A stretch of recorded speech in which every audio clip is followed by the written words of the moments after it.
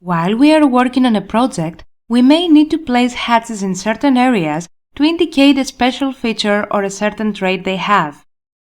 For this reason, AutoCAD has a hats tool which provides several different types of hats.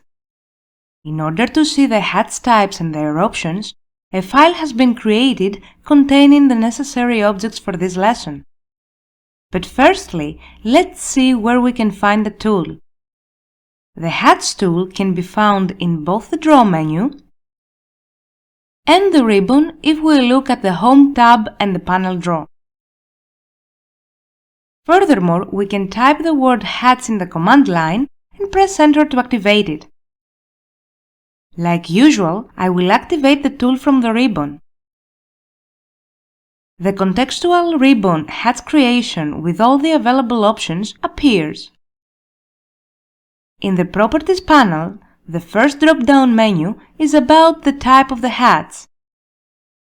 By selecting Pattern, we can select one of the available patterns from the list on the left.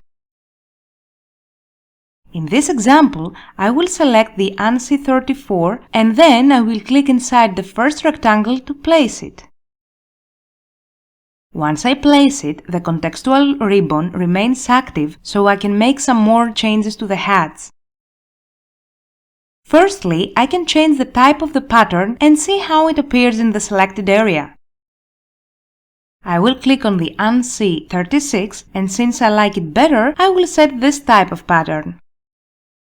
Next, in the Properties panel from the drop-down menu below the Hats type, I can change the color of the pattern. I will select a baby pink color for this pattern and I will click on Close Hats Editor to see the result. Now, if I want to further modify these hats, all I have to do is click on it and the contextual ribbon appears again. I can change the pattern or the color again if I wish, but in this example I will show you how to add a background color instead. So I will go to the Properties panel again, and from the third drop-down menu I will select a blue color for the background. I will press Escape to see the result, and once I'm satisfied with it, I will select the Hats tool again to create a different type of hats. In the Properties panel, I will expand the first drop-down menu and I will select the type Solid. A solid hat is a one-color hats type. From the second drop-down menu, I will select the light blue color and I will apply it to the second rectangle by clicking in it. Then, I will click on the Close Hats editor to see the result and move on to the next example. I will select the Hats tool one more time to see the last type of hats, which is the gradient hats. Gradient hats consists of two colors. Once I select the gradient type, I will select a dark blue as the first color and a light purple as the second. From the list on the left, I will select the type GR Sphere and I will click in the third rectangle to place it. At this point, I can close the Hats editor. As you can see, the two colors are mixed in a spherical pattern. At this point, I have to mention that from the Properties palette, I can also change the transparency, the angle and the scale of a Hats pattern. So, in the next three examples, Hats patterns have already been placed, but I'm going to modify them until they appear as needed. I will select the first hats so the Hats editor will reappear. In the field of Hats transparency, in the Properties palette, I will type the number 70 and press Enter. Then I will close the Hats editor. Notice that the Hats is now transparent. Next, I'm going to select the Net Hats and change the value in the angle field from 0 to 55. The pattern was rotated as soon as I pressed Enter. I will press Escape and select the last hats to show you how to change the scale of the pattern.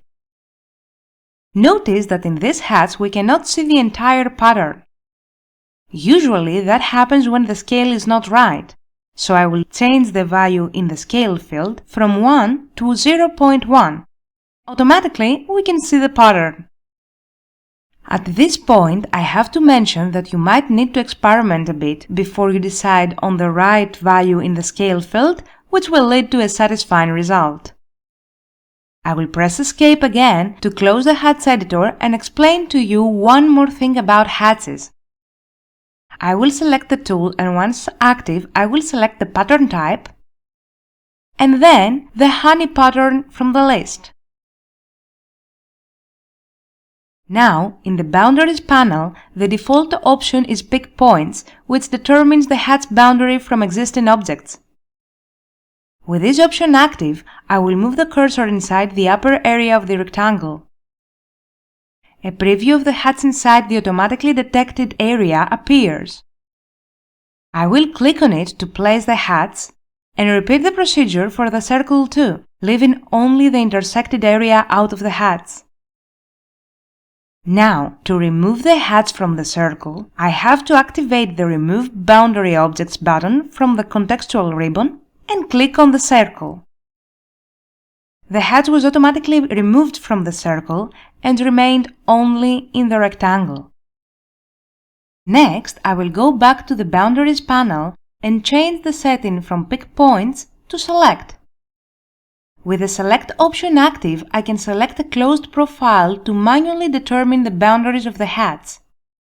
In this case, a message prompts me to select an entire object, so I will select the rectangle on the right and notice that the hatch is now covering the entire rectangle, including the intersecting area with a circle.